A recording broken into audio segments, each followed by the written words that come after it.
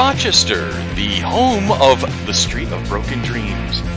This is FC3's Monkey Business, your one-stop shop for everything geeky. And if the intro music is still going, then we might be able to say starring. Yes, this is what I meant to do. Starring Billy DeTore, Tanya Menace, and the ever-befuddled Christopher Frank. That would be me. I am your host, and let's get this show rolling. We have a guest star today. James, it is good to hear your voice again, my friend. That's a very loose definition of the word star, but thank you very much. It's all part and parcel, all part of the genie gig, as they say. How are we doing, folks? I think that you're starting to lose it. Starting to? What's a starting to nonsense? Okay, well, at least starting to lose it today. I don't know, because you were going to say everything's geeky if you love it enough. You never know what you're going to get, but then, you just lost the whole train of thought. It got derailed at the station. My train of thought has been derailed since the age of 40, so I think it's also been derailed because of the last 8 weeks of social distancing and everything that's been going on. It's been kind of wild, hasn't it? I mean, we've been talking about it often enough. I don't want to go too far into it because it's just something we've hashed on several occasions, right? But yes. Well, I got Susan to fall hook, line, and sinker into my unicorn sparkle thing yesterday. Oh, I saw that and recognized it for the evil that it was right off the bat. I was So you were smart that you didn't like it. So Susan liked my post, and so therefore damn chain letters, the chain things. And I'm like, if people did it, they did it. It didn't really bother me whatsoever. But she's like, and I'm making Billy's tutu for tomorrow's podcast. There's going to be a whole topic about it. So therefore, for Susan, we're going to talk about this. Okay. Yeah, well, I'm not wearing a tutu. I'm currently in a Ghostbusters hoodie and Superman pajama pants. Nice. And she's like, oh, no. I'm like, you fell for hook, line, and sinker. She goes, and I never obey the post on your wall instructions. She's like, I did. I'm like, it's okay. You don't have to. She's like, but Bill's tutu is almost done. And he's so bored. He's excited. I'm like, pictures or it never happen. She goes, I can't let him down. That would be cruel and sad. Life is so tough. He needs goals too. I'm like, is it a rainbow one? She's like, help! We've lost our damn minds. Actually, we're binge watching Brooklyn Nine-Nine right now. How is that? I've never really watched that show. It's a very funny show. It has the same pedigree as The Office and The Good Place. Two shows I absolutely love. Okay. Brooklyn Nine-Nine, not quite The Office or The Good Place, but close enough and really enjoyable. And we've watched 55 episodes in the last 3 days. So. Jeez. Hey, you know what? It was kind of like me binging the NCIS. Yeah. But allegedly, as of yesterday, they didn't know what time or day it was, but they were clear on the year because 2020 sucks. And I'm like, well, smartphones help with the day. And she goes, our phones are dumb now, too. She goes, if we drank, we could blame it on the booze. I'm like, well, in that case, it's Catterday and Cat o'clock. Nice. So, it is. Yes, figuring with all the cats and stuff in the house, so every day is cat day, and it's always cat o'clock. So that happens in the tutorial. What if you have a Juno? That's all I have to say. It's Juno Day, and pay attention to her. As she kept sitting on my foot yesterday.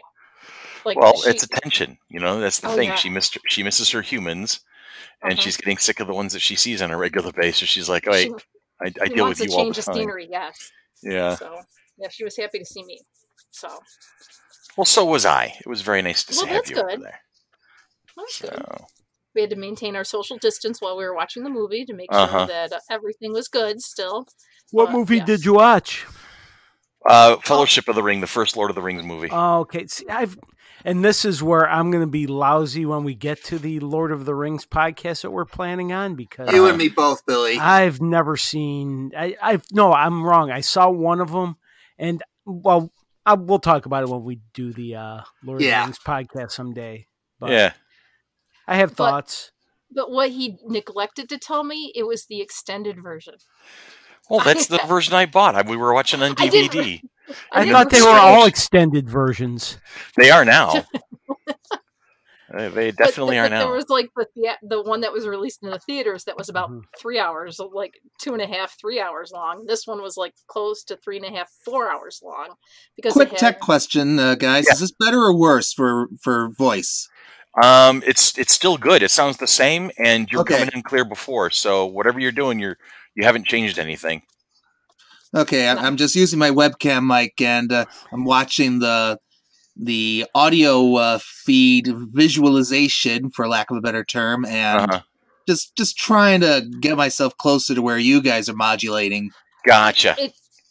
Put it this way. No, you're cool.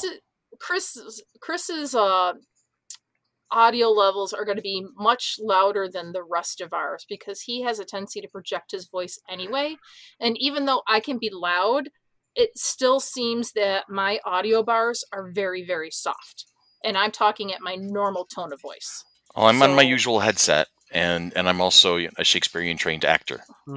So it's just something that happens. I'm sorry. You project very well. I know how to enunciate to the back row.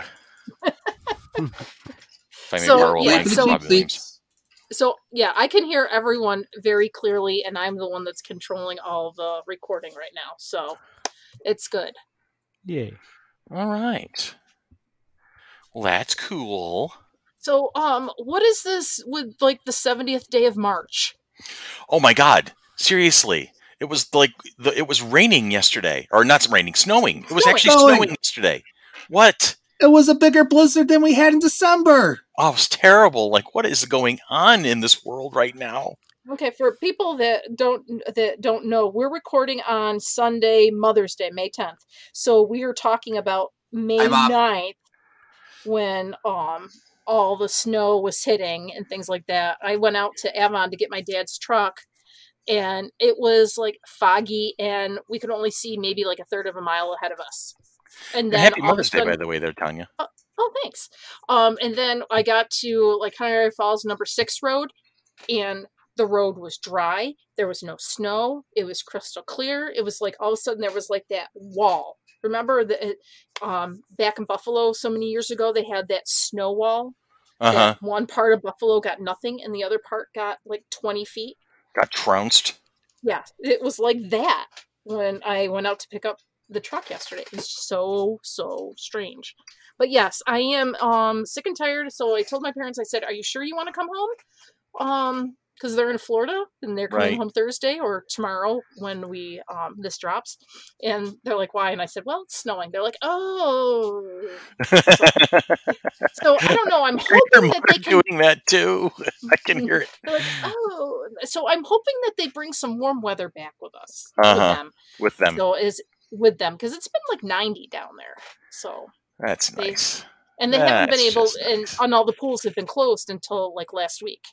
So they just started opening the pools back up in the villages, and they're limited to being there an hour, and you have to wear a mask. So I don't know how long my dad was there on Friday because he was the only one at the pool. So I don't think the hour restriction was in place for him because there was no one else there. So I don't know. But yeah. So I'd like the warm weather to somewhat start because I think I'd like to use our pool this summer. I'm not sure. I wouldn't get your hopes up too high. Just Probably make sure. Yeah. You know. It really does feel like the end of the world between the pandemic, the weird weather, the murder hornets, which may be the greatest name ever. Let's not forget the fire a few months back. I already have. The one out in the Amazon? Oh, yeah. Half the Amazon burned away. Yes. Oh, what about the one in Australia? Oh, yes, that too, yeah. Most of the continent of Australia was burning. Yeah. Yeah. I don't, it's just, okay, so it's like life is weird right now, man. Life is weird. Now, if there's like people-sized spiders, I'm done. I'm done. If there's anything else, like especially like people-sized spiders that come in after this, I'm checking out. Please don't jinx us. She just did. She just get used to the idea that she just did. And that spiders will be appearing by next Saturday. Giant Not ones. if it continues to stay March-like weather. No, I just want to make it clear that you just threw everything off. We're screwed now. Thank you very much. I appreciate that. You're welcome. My job here is done. Yeah. I'm losing my ever-living mind. It's just what's going on. Oh my It's God. wild and unfortunate, but here you have it. It's just a thing. We have all gone absolutely freaking gaga. You know? And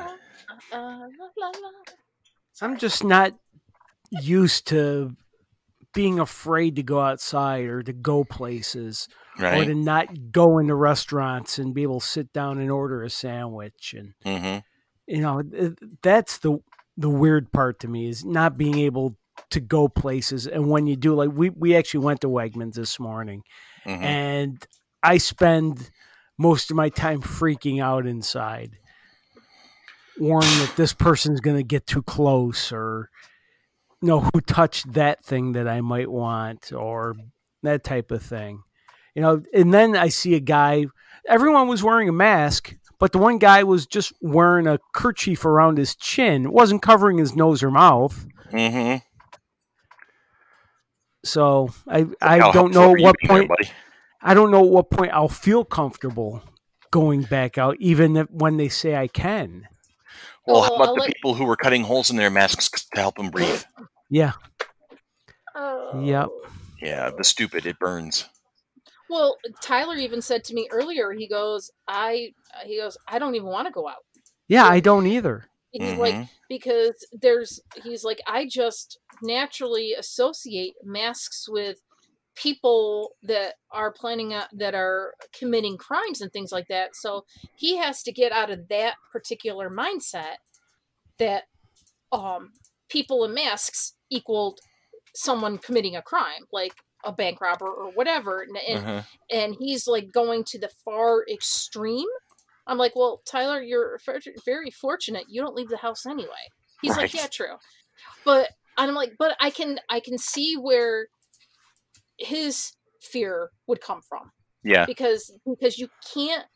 And then the joke has been around. This is the only time you can go into the bank with wearing a mask and ask for money, type thing that people have been posting. I mean, it sheds some humor and light on the situation, but it's really not funny because it does really conceal your identity when you've got half of your face missing, or the only thing is, like, if it's cold and snowing, you have, like, you're putting gas in your car or whatever, and you have a hood up and then your mask, so all you can see is your eyes. Then you lose half of your identity in regards to that. And I know people to do it, to be responsible so it doesn't spread, but eventually I can understand his fear. Bad people are going to take advantage of that eventually. And I really hope they don't. Yeah. But that's what Tyler's worried about. Mm-hmm. So I'm like, well, you're fortunate. You're not going anywhere. I'm trying to get him to go into empty parking lot at the mall or something to practice driving, because it'd be the perfect time because there's no cars out. Yeah, nope. That's not happening after that accident that happened behind our house on Thursday. Really? So, I don't blame him. Tyler's like, nope, not doing it. Not for a while. He's like, he's always finding an excuse for that. One of these days, you're just going to have to say, look, there's things out there that can happen. You need to just buckle up and do a thing. From experience? No, he doesn't. I'm telling that to Billy. Yeah. At least I've got someone. Yeah, but also he won't take public transportation. Oh, okay. So. Okay, that's a line that's got to be drawn. Yeah, seriously. So, and I think nowadays he probably wouldn't even want to do public transportation, and I'm sure even Billy would be kind of hesitant to do public transportation now. I haven't had to because my work has been shut down.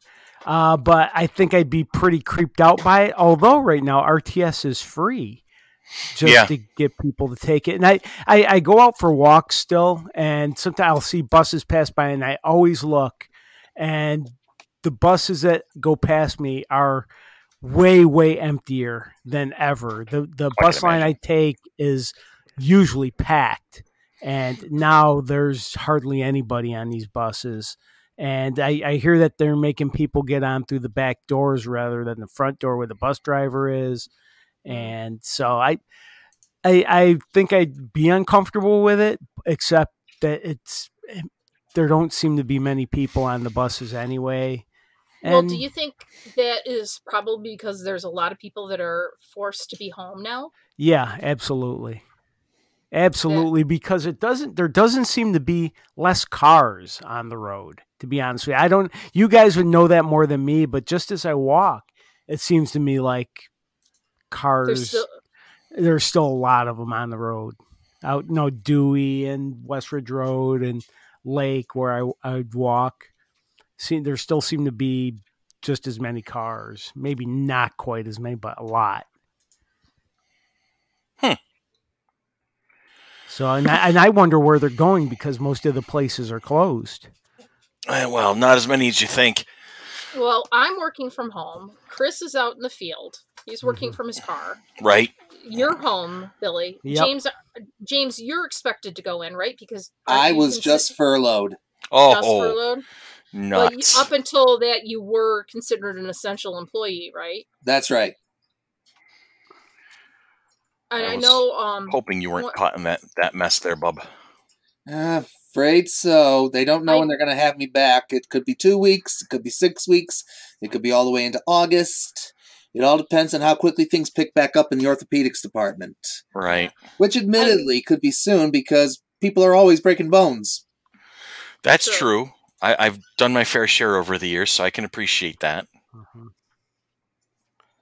I know U of R had furloughed like their part-timers that like worked in the emergency department for like social work. Like their full-timers stayed, but anyone that had this weekend was their last weekend of shifts that they didn't necessarily have if they were part-time, that they worked like every other weekend or whatever, that they were furloughed for a while also. So, and you saw, that the city just let 400 plus people go the other day. Really? That was last Tuesday, I believe. That 400 employees were let go from the city of Rochester. Oh yeah, you know what was weird about that is finding out through the news and everybody watching the news. Like my boss hadn't even heard what was going on with that. No, because I remember sending you a text going, "You still have a job, right?" You're like, "Yeah, I haven't heard anything. Why?" And then I'm like, "Well, 400 people allegedly got laid off today," and you hadn't heard anything about it yet. Nope, not a lick, not a single bit. It was kind of, I'm going to say, unsettling, to be honest. Yeah. A little unsettling that there was something going on and I didn't know anything about it until people who are friends of mine were telling me about it. I'm like, wait, what? Because you were not the only person. Like within about a half an hour, I had like 6 people texting me. Are you okay? Do you have a job? Right? I'm like, I'm fine. I mean, I couldn't imagine because they just like added to our seasonal workload, right? So it was, I don't know. It was just, it's weird. It's just weird. Okay, so now that we've spent the first almost 20 minutes like kind of talking about everything that's been going on in our lives, what are we truly talking about today? I think we were going to talk about we're going to lighten the mood, Yay! Because these podcasts lately have been our therapy session. Let's be honest, Yeah. And that's just a thing, but that we definitely needed, and I've been always grateful to have you guys here at least once a week. But I know that we want to ramp things up. We want to talk about stuff that's a little bit more fun. So we're going to delve into the world of basically, the funny papers, comic strips, and James, because you were the one who provided the idea. So you tell me a little bit more about what you wanted to cover today. Basically anything and everything, but, in particular, I do want to hit some of the bigger strips, the Far Side, Peanuts, Doonesbury, Calvin and Hobbes, all those. Bloom County is a granted, I have actually read some of those now. Not like the comic books. I've read comic strips, because I would always read the funnies when... well, that's the thing, is we come from a generation where it's still a thing, we grew up with that. I mean, I remember Sunday mornings at my mom's breakfast table, my dad was across the table, reading the news, and I'm across the table reading the funny papers. Mm-hmm. Sunday funnies were the best part because they were just so expansive. There was so much going on. They were in color. There was like 6 or 8 pages of them. Mm-hmm. Exactly. All the different comic strips. And it made me feel like being my dad, right? Because he's across the table from me. He's got one leg folded over the other. He's got his morning coffee. He's got the paper open, and he's just reading articles. So I had one leg over the other, and I had my orange juice next to me, and I had my one leg over the, like he did, because every kid wants to imitate their parents at one point or another. It's always fun, and that was it. That was my way of, my Sunday morning. It was great. It was a great tradition to have. So. And like looking now, I think I relate more to like Family Circus now than like when I was growing up and reading it. Like I have a different perspective now reading it as a parent. Because now you're the mom and dad instead of Dolly and Jeffy and then it seemed like, oh my God. So and some of them have like just the best like one-liners that are happening and things like that. So I think right now I would say Family Circus would probably be my favorite one nowadays, but I love reading Peanuts and Garfield growing up. I haven't read the funnies in years, but when I was a little kid, both there was the DNC and there was the Times Union. I don't know if you guys are old enough to remember the Times Union. I remember the Times Union. I do remember that, yep. But reading the comics from both papers, and like Chris said, on Sunday you got the color, the funnies in color. And when I was a little kid, WBBF 9:50 a.m. they'd have a couple of their air personalities read the Sunday funnies in the different voices. Oh, that's cool. And I always sort of got a kick out of that, even though it was kind of terrible. But you could get your funnies and you could read along with them. Even though it was kind of terrible. That's awesome. Well, I don't know if a group of grown-up radio personalities are really suited to play Charlie Brown and Linus. Yeah, but you know what? You got to give them points for trying. That's a thing. They wouldn't be the first adults, though. Mm-hmm. Just look at some of the stage productions of You're a Good Boy, Charlie Brown. Well, there's that. Yeah. But that's going to ultimately be the most lasting legacy of most of these comic strips now that publishing costs is no longer a thing. They're media adaptations, all the Christmas specials, the feature films, musicals, and that's a fair observation. Absolutely fair observation. But the only comic strip you couldn't really get a special out of, and maybe there was one, but Farside, it seemed really hard to do some type of adaptation of the Far Side for a play or a animated special or something. There wasn't really a running plot to the Far Side, so unless it was, or even running characters, which something like Dennis the Menace didn't have a day-to-day plot. It was just there's Dennis, there's Margaret, there's Joey, Mr. Wilson, and Mr. Wilson. That kid is a pain in the butt. What are some of the favorites? I mean, James did a great job of listing off a few of them at the top of the segment there. When I think funnies, I always think Bloom County. That's been my favorite ever since. I mean, when I was 16 years old, I got a stuffed Opus the Penguin from my mother, and I have him to this day. He's sitting on my bookshelf. You can see him during Nerd World News over my shoulder, and he's still there after that's 34 years now. He's been with me. Bloom County and Doonesbury become a thing at a certain age, about 14, 15, 16. Because you start getting the humor a little bit, where you understand he's being subtle and sarcastic, and I think really political, yes. And it's political. Bloom County was my first exposure to political humor. Right. And it really, that and Doonesbury helped shape how I look at things.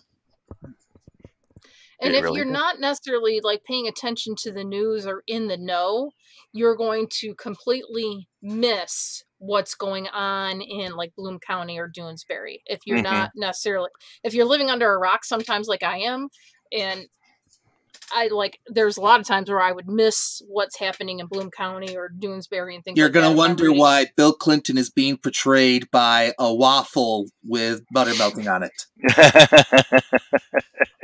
Exactly. Or George Bush Sr. was a feather talking Or you into just the microphone.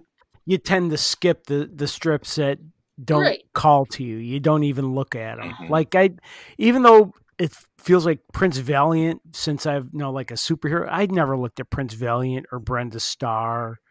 Well, yeah. Because like some of them are definitely reading them are geared more towards like the younger crowd, like Peanuts and things like that. You could understand as a child, so to speak. But then like the Brenda Starr, just the drawing and the art was different, and it looked more of like a soap opera going on, and some of the themes were a little older that you wouldn't necessarily catch as a child. Even as a kid, I Prince thought Valiant looked like a tapestry. Yeah. The art was great in it, but like I'm going to read Prince Valiant starting now, and about 2 panels in, all right, let's see what Dennis the Menace is up to. What I didn't realize is how many comics there are. Yeah. There are. I'm on gocomics.com /comics A to Z. There are just in the A's so many that kind of crazy, isn't it? Oh, it's off the wall type thing. There's an Angry Birds comic. Surprise. Licensed comics are a big thing. Even back then, there were Mickey Mouse comics. There were So I'm looking at this. Sorry to jump in. I start to get a sense of nostalgia because like I see Andy Capp here, and that's not something I've seen in years. That kind of like brings me back to like the early 80s or whatever. Is that the perpetually drunk Irishman? Yes. Yeah, that one may not have aged necessarily well. Spousal Abuse is comedy, ladies and gentlemen. Yeah, well, Hagar the Horrible, the Viking. Yeah. Beetle Bailey. Beetle Bailey did not start as a military comic. Really? Tell me more about it. He was a college student. Was he really? And around the time of the Korean War, he got drafted, and the premise just stuck. I never knew that. That's so cool. Okay. All right. How do you spell Beetle Bailey? Beetle. Yeah, not Beetle as in the Beatles. Right. It's not even on here on the Go Comics. It might be through a different syndicator. Yeah, different licensing. Licensing, yeah. But Tanya's looking at a site that I don't know if it's that exact one, but I keep getting on my Facebook page because they direct things right at you, whatever you've searched in your life. And there are websites that, for 99 cents a month or, $8 a year, you can read every comic strip ever. And I should do this. I'd read Popeye every day, but no, I've got way too much entertainment at my fingertips. I'm not going to go to that website and read, the last 58 years of Hagar the Horrible. And that's something you just mentioned, something people forget. Popeye started as a comic strip character. Yeah. In Thimble Theater. He wasn't even the main character to begin with. It was Ham, Gravy, and the Oil Family. Yeah, the olive oil family, yeah. Olive oil sounds like a lubricant. It's the only line from the Robin Williams Popeye movie I will ever remember. I think that's an underrated movie. Although, to be honest, I saw it a bunch when it was first out. I'm not sure it holds up real well. I remember trying to watch it a couple years ago on Netflix, and I think I have the problem with 80s movies where it's oddly paced. Well. Oddly paced? Is that what you said, James? Oddly paced, yeah. Okay. Because there's so many musical numbers in it.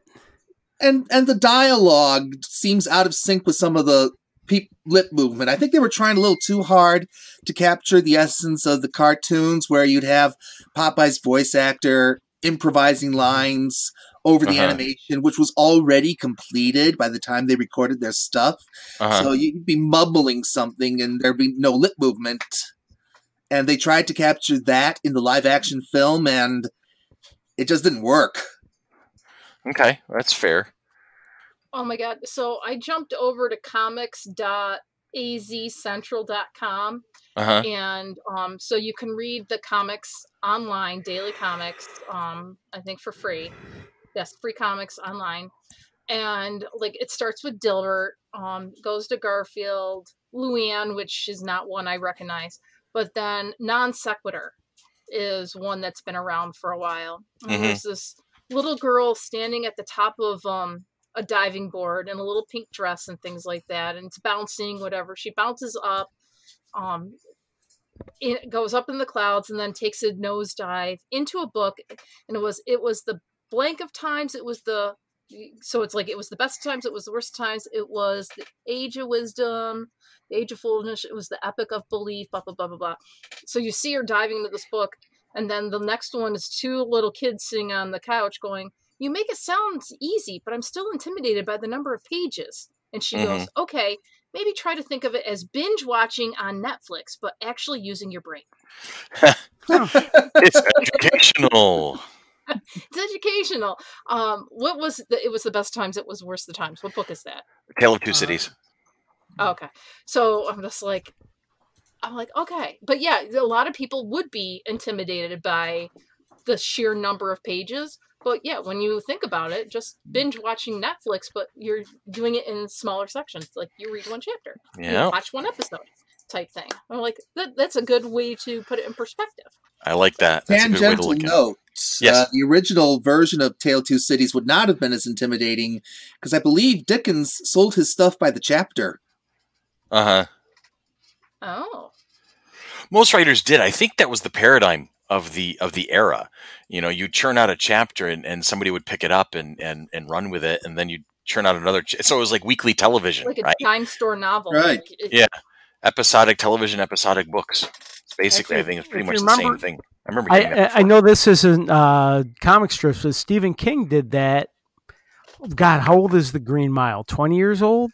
Easily. But he released a chapter of The Green Mile like every week or every month for however long it took. That was the original way The Green Mile was released, was by just like 50, 60 pages at a time. How times have changed, man. Indeed. Aye. So what are some of your favorites other than like Doonesbury and Bloom County? Well, I have a huge affection for Peanuts. Right. One That's of a classic. The most personal, creator folk-centric things that since in known modern media. I mean, Charles Schulz drew that from its inception till almost literally the day he died. And, you know, it's those who know me have probably seen the picture of me as Charlie Brown and my friend Mary Ellen as Marcy, our first cosplays together when we went to Fan Expo Canada in 2013. And, you know, some of my favorite books are my hardbound collections of the Peanut strips from the 70s. Those look like great collections, those hardcover They are collections. wonderful. They did this similar thing with Dennis the Menace, if I'm not mistaken. Oh, they've done a similar thing with a lot of strips, and I've been wanting to get my hands on the Dick Tracy collection. A lot of those are out of print and command astronomical prices. Really? You want to get, for instance, the Prune Face storyline. Just look on Amazon and prepare for some sticker shock. Wow. I remember when I was a kid, there used to be a bookstore in Westgate Plaza in Gates. It was the half-price bookstore, and they had lots of paperbacks with their covers torn off, which I know you're not supposed to do. There was some type of legal thing where if you sent the covers back, they'd reimburse you for the books or something. So they had just tables of books with the covers torn off. And a lot of them were comic strip collections, including old Dick Tracy strips. And I used to get all those. I used to get the, Dennis the Menaces, the Peanuts, and they used to sell a lot of them in paperback form. That's weird because that bookstore that was in Westgate Plaza in Gates, one of the guys that was working there ended up, I don't know if he was the owner of that one or he just worked there, but he opened the book center out in Spencerport. Okay. His name was Mike, and he had it for years. It was a used bookstore, and he sold it maybe like 5 years ago to somebody that only ran it for like a couple years and then ended. But it was a bookstore, and that's where a lot of those books were, the comic strip type, and like anthologies or whatever type thing, that because Randy, my husband, he had been at that store, the one in Westgate Plaza, numerous times. That's where he ended up getting like his first D&D stuff. I used to go there my parents used to do grocery shopping on Wednesday, and that's where Star Market was, or Apple Market, whatever the supermarket was at the time. And I used to go down there every week with $1 because they had comic books with the covers torn off for 10 cents. So I go down and I pick up 10 comics to read. And they also had a box up near the front desk or the front counter, bagged and board older comics. And I bet there were some things I wish I grabbed for, like the $4 or $5 or $6 that are probably now worth hundreds or thousands, because I always see stories of how Action Comics back in 1980 you could get for $200 or something. Some crazy cheap price, because it wasn't until last maybe decade or two where your Action ones got crazy, or Superman 1. So I'm wondering what type of, and I got to keep Oliver from walking on the computer. So he shuts it down on you. Yeah. So, but I used to love to go there to get comic books and the paperbacks of the old comic strips, and I wish I still had them. I'm being growled at. Yeah. So, do we have any favorite quotes from comic books, or strips rather? Famous quotes? Favorite quotes. Oh, favorite quotes. I want to say probably one of mine is, or just like scenario, not necessarily it's a quote, but it's one from Calvin and Hobbes. They were playing Calvin ball. I love that. And whoever has the ball gets to make the rules. So that's the whole thing about Calvin ball. And I think in the theme of Calvin and Hobbes is some of the Star Wars ones, where little Kylo Ren is putting holes through all the snowmen, and Han looks at Leia saying he gets this from your side of the family. Yeah, because Bill Watterson's kind of started doing little bits of Calvin and Hobbes here and there once in a while lately, if I remember correctly. The Star Wars stuff is in his style. It's not. Yeah, it's I didn't think it was actually him. No, it said in the style of Calvin and Hobbes. It was like that style. But because I know Berkeley Breath had brought Bloom County back, but it hasn't been as like regular. It's been almost like special event kind of a thing. I remember that. As far as quotes are concerned, I don't really remember quotes per se, James. But I remember so I had to stifle a cough there. Like Tanya was saying, situations. Like for me, I keep referring to Bloom County because that's the one that always sticks in my head. That's the one I actually have the books, the trade books of, and everything. But when they tried forming their own heavy metal band, and Opus was the tuba player, but then a series of events occurred, and they got hauled into Congress because of violence and music and stuff like that. And parody of the PMRC. Yeah, and oh man,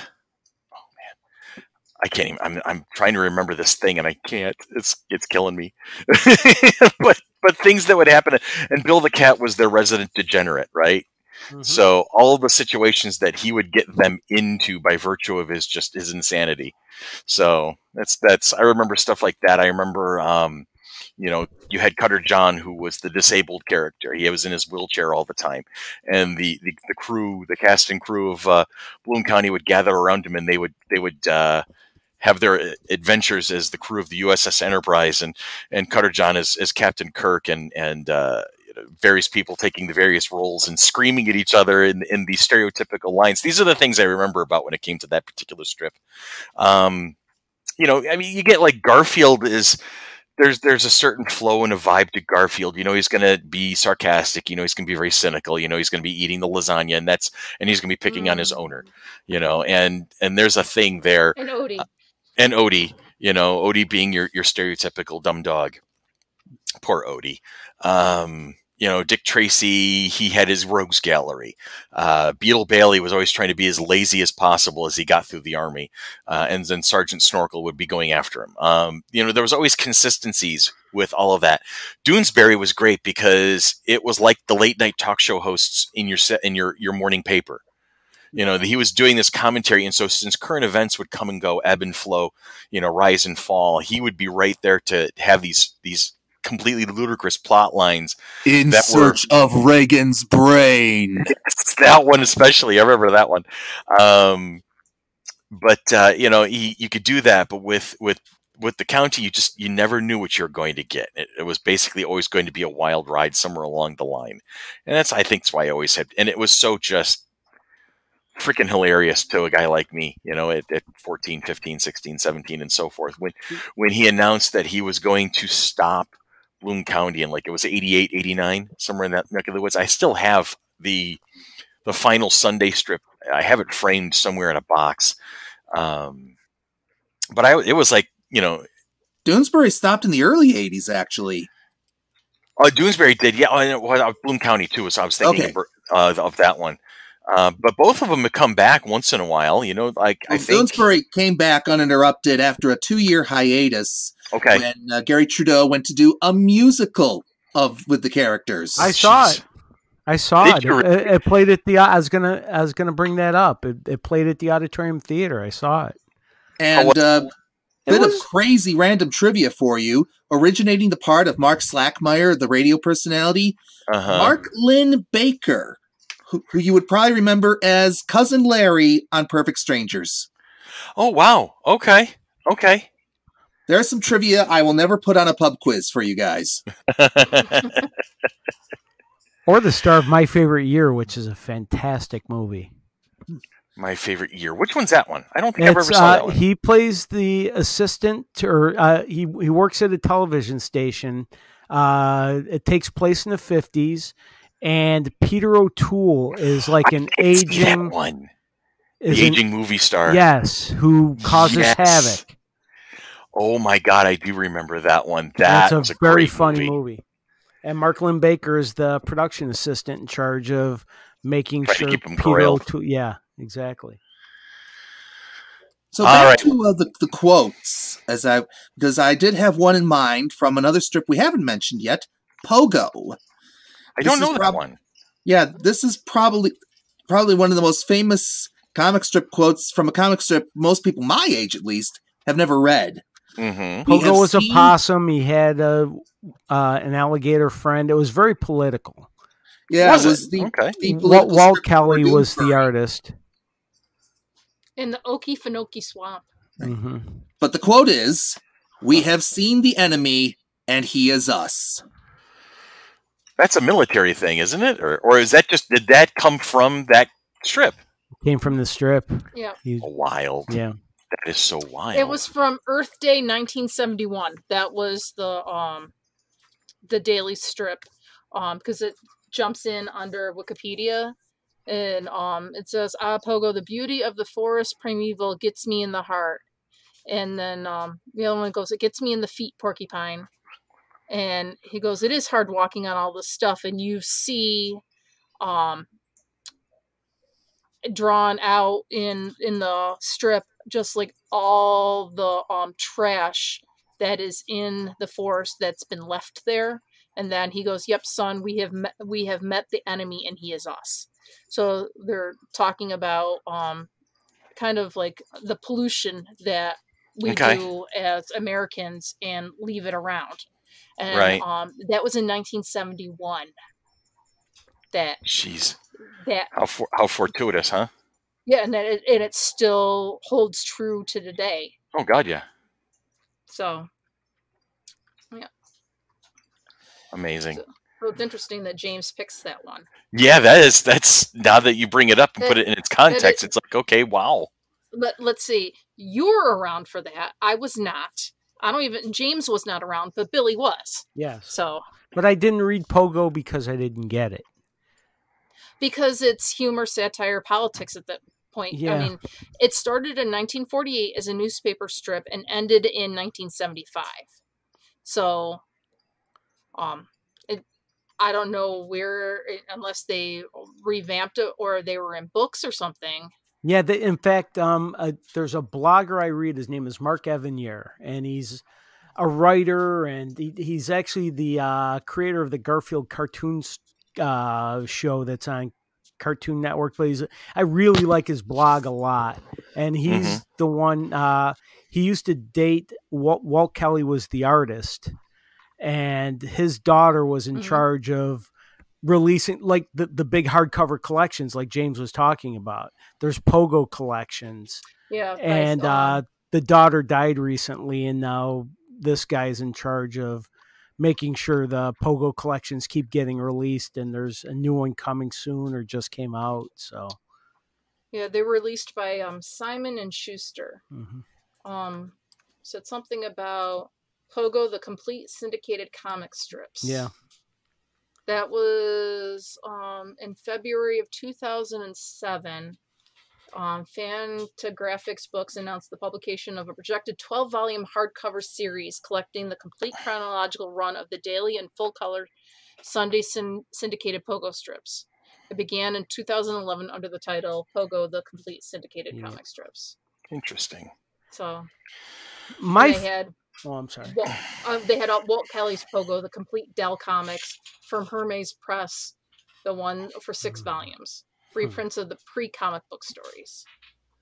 But yeah, there's huge stuff. My personal favorite comic strip, and I've mentioned it already, but The Far Side was one of the few where I would actually laugh out loud. They're called The Funnies. I've done that, they're mostly gentle humor and not necessarily made to make you laugh out loud. Far Side would make me laugh out loud. To kind of circle around to James's question and tie it into the reference Billy just made, I think one of my favorite all-time Far Sides, and it's stuck with me to this day, because it was always those single panels, just odd looks at the world, right? My favorite of all time was the scene was a kitchen, and the guy was with his usual stone-faced, just all you see is the glasses. The arms are sticking out. He's running at full tilt, and there are a couple of wolves behind him, and they're running around the table. And the caption was lupus lipophobia, the fear of being chased by wolves wearing nothing but socks on a freshly waxed kitchen floor. And it just stuck with me. And I remember somebody asking me, "Oh, do you have any fears?" "Yes, lupus lipophobia." And people just kind of stop and stare like, "What?"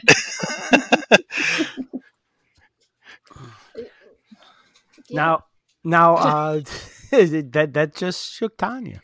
Listen, I got the perils of working from home. My dog is growling at me and then runs away, growling and runs away.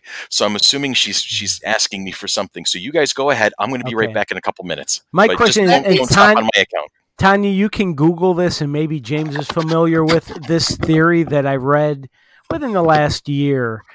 James, you mentioned Peanuts was your favorite. Have you read the internet theory that Charlie Brown is a cancer patient? And that I've heard the theory before it was around the internet. I think that came to be in part because of his apparently bald head, but I know the actual backstory behind that haircut. His dad is a barber, and he always cut Charlie Brown's hair super short. There was a TV special, however, that brought in an incidental character created for it who did have leukemia. That was created to kind of raise awareness. I believe the special was called Why Charlie Brown, Why? That was in 1990. Yeah. I remember that one specifically because in grade school they gave us the script to read before it actually debuted on television, and we read it as part of the class. Yeah, I just was hopping, and people ask, why does Charlie Brown have cancer? But that goes back into the why Charlie Brown why.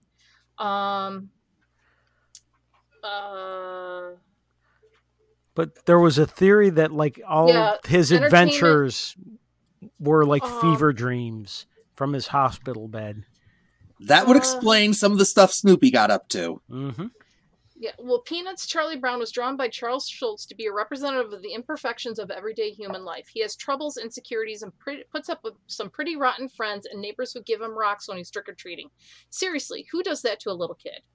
Anyway, one fan theory abounds that poor Chuck's perpetually hairless, down-and-out state has more to do with cancer than self-esteem or bad luck.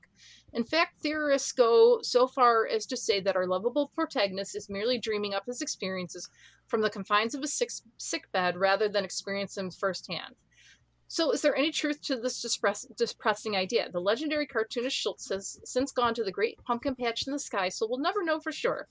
But my guess is an empathic no, seeing as how lovingly he portrayed Charlie as the hero figure despite his obvious shortcomings. After all, even Charlie eventually managed to kick that pesky football, so there's definitely room for a little positivity.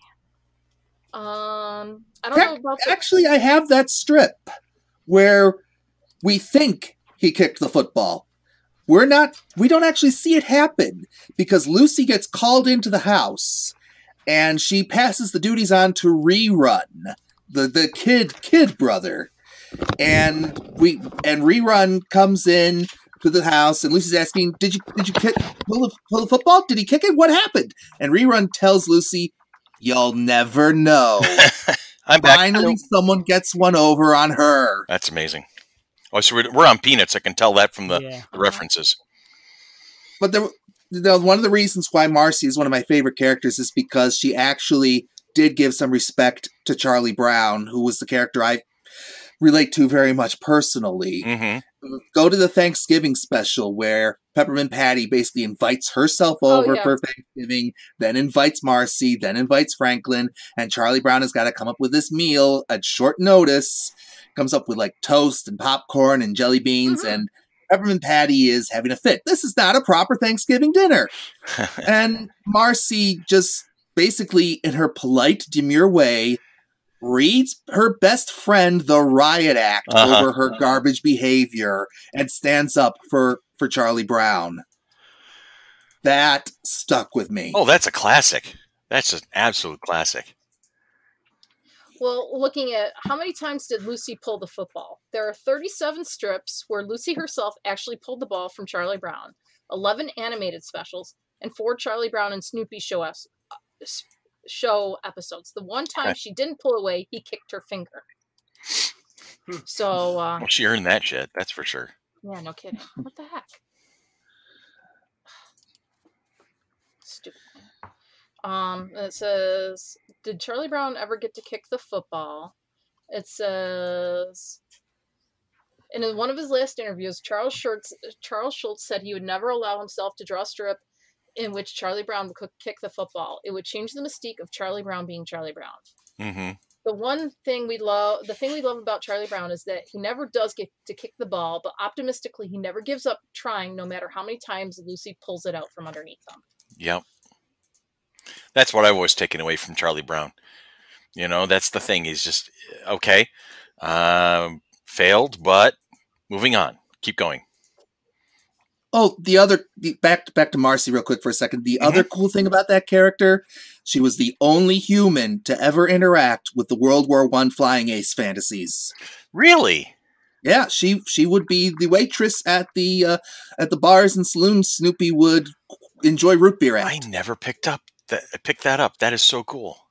It even made it into the CGI animated film from a few years back. How was that? I have to check that out. It was very well done, and it plays a little bit fast and loose with some elements of Peanuts canon in that you actually get to see the redheaded girl at the end. But beyond that, it's pretty much pitch perfect. Neat. I keep wanting to see that, and I keep forgetting about it. Now It's worth your it's time. in my head again, and I'll probably forget again. But So before we do wrap up, I don't know how close we are to wrapping up, but I just want to throw one last question out to everybody. Go for it. Obviously, I think I know what Chris's answer is going to be. Mm-hmm. What is your most prized possession themed to comic strips? Yeah, I'm sure I know what Chris says. Yeah, mine's a given considering how much I've talked about it. And then, like I said, you can see it every Monday night on Nerd World News. Probably, if you're looking, it'll be over my right shoulder, so it'll be on your left of the screen. It's right under my Gigi Edgley picture, right, between Gallifrey and the Star Trek senior staff. But there he is wearing a straw hat of all things that Sybil's stepmother crafted for me with all the FC3 symbols on it. So yeah, Opus is wearing a straw hat right now. Yeah, that would definitely be my vote. And hopefully I stalled enough for Billy and Tanya to come up with something. No, actually, for me, I've got two. Oh, tell me yours. But I'll let Billy go first. Okay. Well, it's weird because it's also Peanuts related, and that I mean, it's not valuable or anything like that, but I was at one of those toy shows at Village Gate, and there was a bowl, a Woodstock bowl, just a yellow bowl had Woodstock on it. And for years, my cat Geraldine used to drink water out of that bowl, and I still have it. So, oh, Geraldine, yeah. So I actually don't have anything comic strip. Well, I mean, I've got a bunch of Archie stuff, but that I associate more with comic books, even though there have been Archie comic strips, and Bugs Bunny strips and all that. But I associate those more with other sort of mediums. They're home mediums. Yeah. So I'm going to go with the Woodstock Bowl since Peanuts was a primarily in my head a comic strip. I got two. I got them right here in my hands. They're a pair of Doonesbury books. Okay. One of them is the director's notebook of that they published of the Doonesbury TV special that was animated by John and Faith Hubley, the creators of Mr. Magoo. Oh, wow. Okay. It was the last project John Hubley worked on before he passed away. I'm dying for this to get a DVD release someday so I can actually see it. But it really does, note for note, comedy beat for comedy beat, capture a lot of those early strips of what made them work. And the other one is the portable Doonesbury anthology, stuff around 1990 to 1992, that I got Gary Trudeau to sign. Oh, wow. Cool. I met him this was in the mid-90s when I was in high school, and my mom managed to get me up to the Borders bookstore in Henrietta, and he was doing a signing there, and I had to get to it, and thank God she agreed to do it for me. It was during school hours. Wow, I don't even remember him coming to town. That's cool. I got to shake his hand, and I was over the moon for a week. That was my first ever celebrity autograph that I ever got for myself. Tanya? I have been thinking during this time. I don't believe I have anything that's comic strip related that I own. That I'm like trying to visualize what's in my room or what's in the house and things like that. I'm more geek related for like movies and that type of fandom rather than I'm trying to think. I'm like, yeah, and granted we have like the Peanuts anthology books here in the house, but they're not mine. Those are Randy's. And he's a big Opus fan also. Because the hefty nosed penguin is the most awesome creature ever. Oh yeah, and so, but me, I don't. I mean, I don't even have like a Garfield, and it's like I'm at a loss. I mean, Chris, you've been over here enough. You know what our house. Ask about Star Wars stuff. Ask about Doctor Who stuff. Ask about gaming stuff. Tanya can go for hours with her collection of things. But yeah, now that you mention it, it's like, wait, yeah, there's a few things missing here. Yeah, so it's not that I didn't read comics or comic strips or watch like the Charlie Brown specials and things like that, but it wasn't necessarily anything that I would be collecting and things like that because it was just different in my house. I mean, I was being an only child. I was more Barbies being there. I mean, I had the whole collection of like Barbie doll type stuff. I don't have that stuff now, but I mean, now in the house having two boys, it's like Legos and video games. So Legos are awesome. I could do a whole podcast talking about Legos. Yeah, we got cajillion. We maybe should someday. We got a cajillion of them in here. But yeah, in regards to comic stuff, I would think right now probably the closest thing that we'd have to comic related stuff would be anything like Angry Birds, because they have the Angry Birds comics and we have a whole bunch of that type stuff. And I got a lot of like the little wooden Angry Birds games, and I would be playing that, but no, nothing really that jumps out at me. And I usually talk about a lot, but nope, I got nothing. Well, we still love you, so it's all that matters, right? Well, that's good to know. Yeah. So different things stick with different people. So hey, whatever makes you happy is great. Well, that's the thing. Go ahead. When we go into when we talk about our next topic, I can tell you I've got paraphernalia or memorabilia from that, but see, I got nothing. I got a rock. I got a rock. That's actually one of my favorite quotes, to be honest. Yes, and I think that's the one that. So that would be probably the one that we say a lot. I got a rock. Rock. Even when gaming. So let's take a quick break so we can upload this. And then when we come back, we'll just talk about a little bit of things, and we'll have a question of the week. Sounds like a plan. Okay. Absolutely, positively. Okay. We'll see you on the flip side.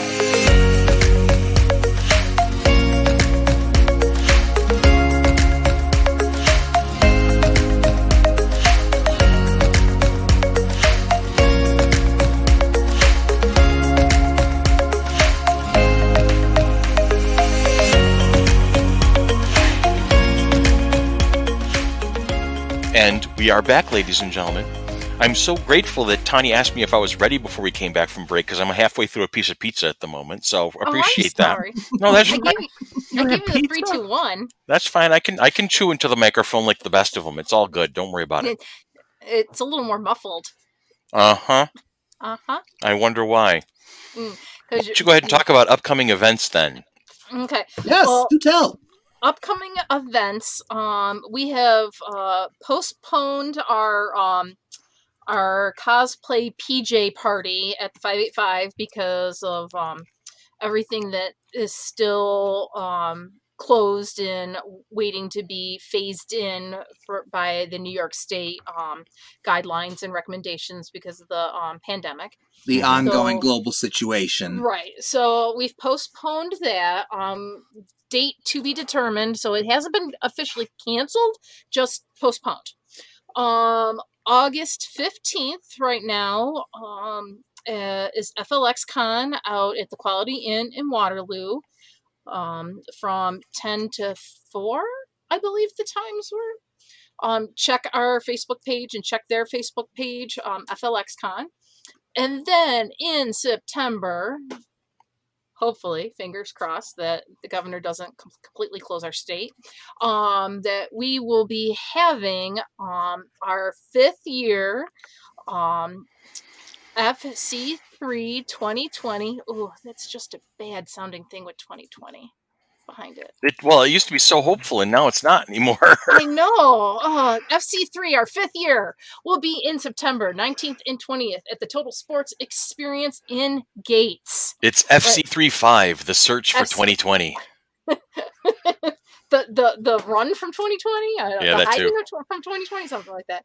But right now, we still have Jason Font coming, the Red Time Force Ranger, Mike McFarland, and Tiffany Vollmer, both voice actors, primarily known from Dragon Ball Z.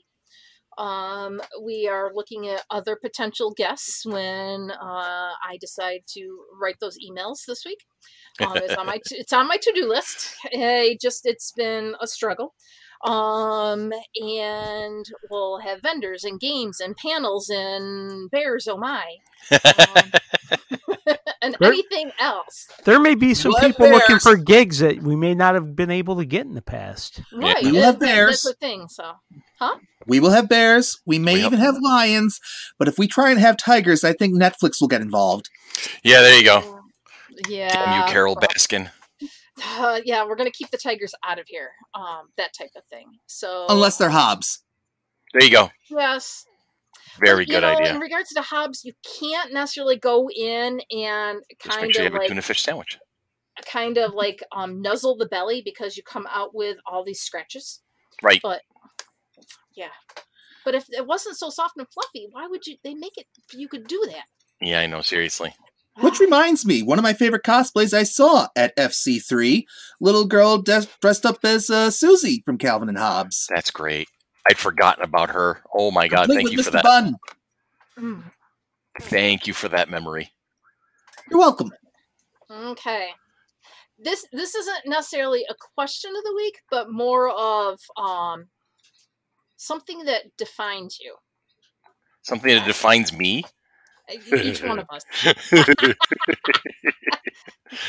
Christopher, Yeah. family friendly. No, we're not. We haven't been family friendly in a long time.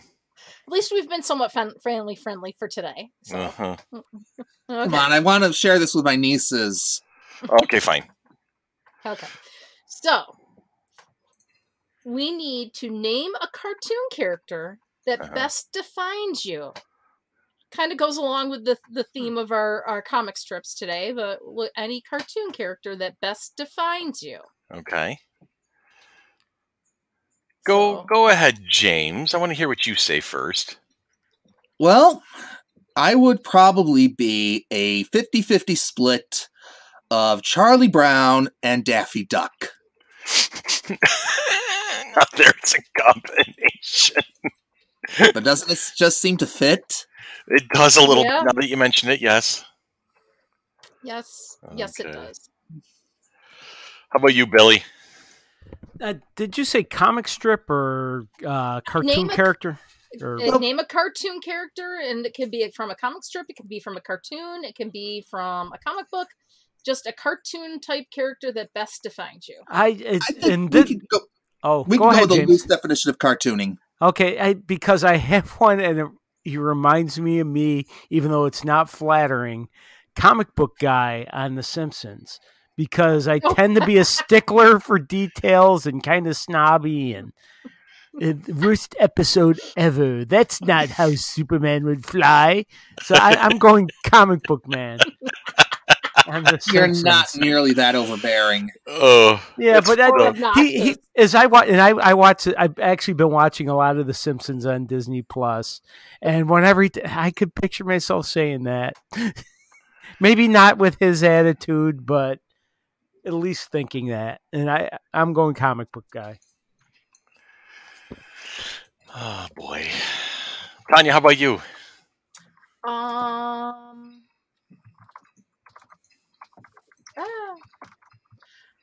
I would thinking about this. I had had a thought, and then when everyone started talking, I lost my train of thought because it got derailed.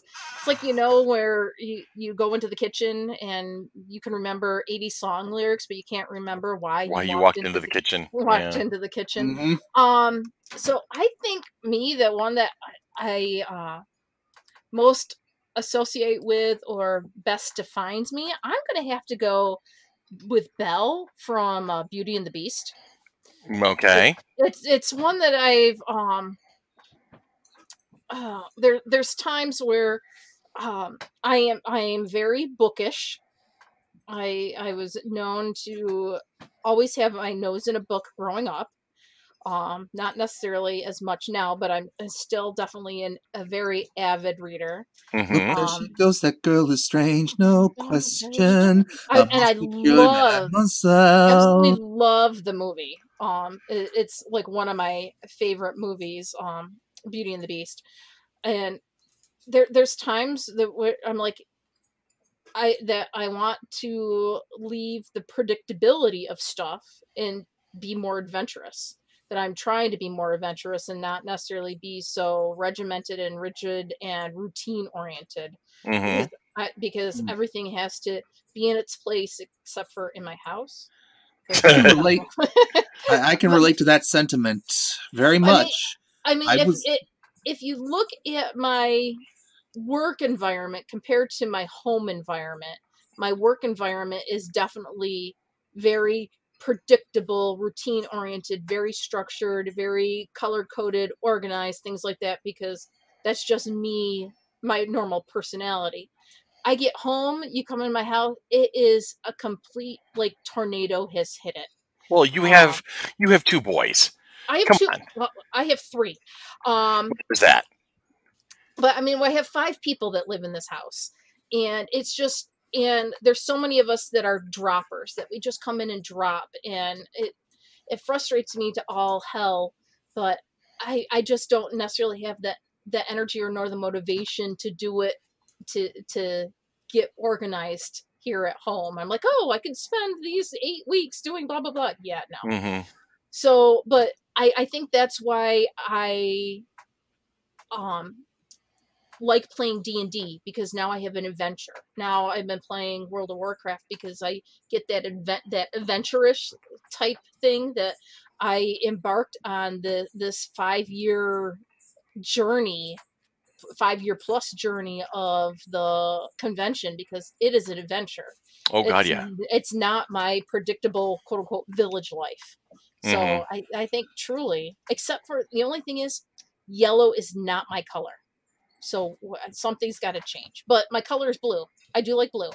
And she wears blue for most of it. But where does yellow come into play? I'm sorry, I missed that. The ball gown. The ball gown. Oh, okay, for Belle. Gotcha. For Belle. So I can't do the yellow ball gown, but like one of my favorite depictions of her is when she's throwing the snow at Beast, and she's in like the pinkish red kind of like snow cloak and things like that. So but yeah, I would have to go to Belle. So that's me.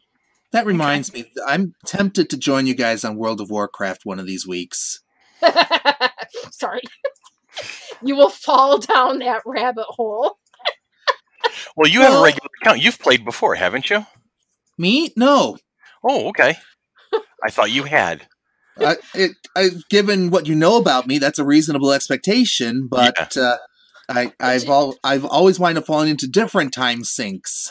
Okay. And James, I'm sorry to laugh at that. I'm just like, because I'm like, oh, I've avoided it for years. And then I started in 2018, and I couldn't play Thursday night because I didn't have internet.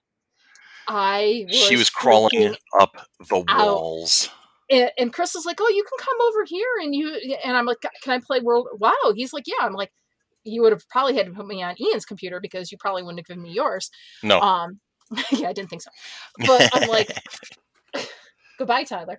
But I'm just like, I said to him, I literally cannot come over to play World of Warcraft because my kids would have a conniption that I had internet and they didn't have the access to it. So I could not do that to my kids. But yes, leave them behind. And I did see that my guild mates were talking about me that night and about not having internet. So I did see the guild chat. That Tal was going out of her mind because we didn't have internet. Yes. Right. But I did watch a lot of.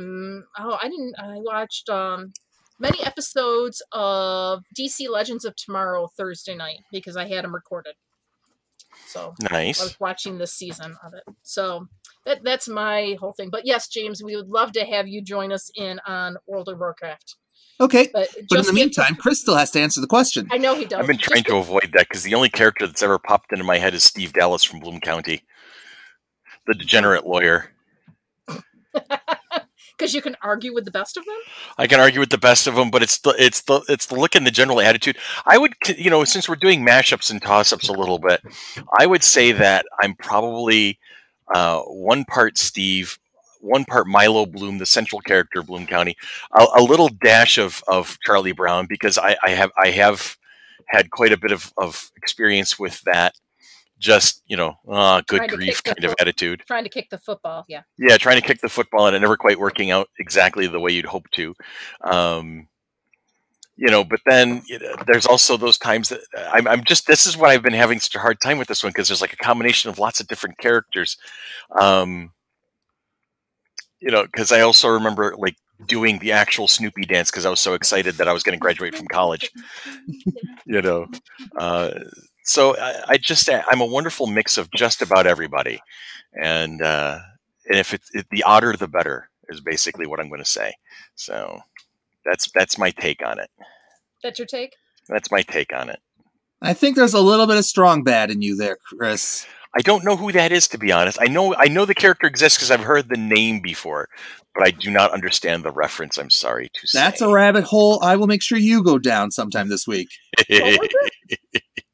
Just look up Homestar Runner sometime. Homestar Run?